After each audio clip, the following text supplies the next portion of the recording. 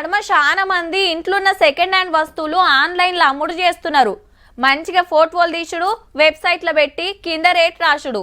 నచ్చినోళ్ళు ఫోన్లు చేసి బేరమాడి 10 అటో ఇటో తీసుకునుడు నడుస్తుంది.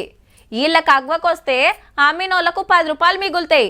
కానీ ఏదున్నా వస్తువు మన ఇంటికి వచ్చినాక అంతా కరెక్ట్గా ఉందో లేదో చూసుకున్నాకనే పైకమిస్తే మంచిది.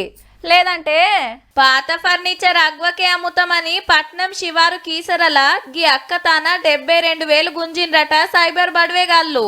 గంత గుడ్డికి ఎట్లా నమ్మింది అంటారా?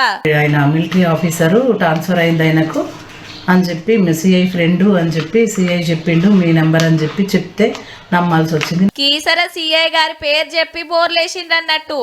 పాత బస్తీలో ఓ ఆర్మీ ఆఫీసరు ట్రాన్స్ఫర్ మీద వెళ్ళిపోతాండు. ఇంట్లో ఫ్రిడ్జ్, కూలరు, ఏసీలు, సోఫాలు ఇట్లా షానున్నాయి. మీ ఏరియా సిఐ సారు షానా దగ్గర.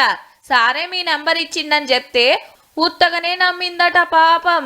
ఆల్రెడీ ప్యాకింగ్ చేసినాం, డీసీఎంలో మీ ఇంటికి వచ్చుడే లేట్ అని గీ ఫోటోలు పంపిండ్రట వాట్సాప్ కు. ఏ నియమే కావచ్చని వాళ్ళు పంపిన స్కానర్ కు ఫోన్ పేలో ఫస్ట్ 30,000, ఆ టెన్క 41,500 కొడితే థ్యాంక్ యూ చెప్పి ఫోన్ స్విచ్ ఆఫ్ చేసిండ్రు. ఎంతసేపు చూసినా సామాన్ రాలేదు, ఫోన్ చేస్తే కలుస్తలేదు. సైబర్ దొంగలు మరి.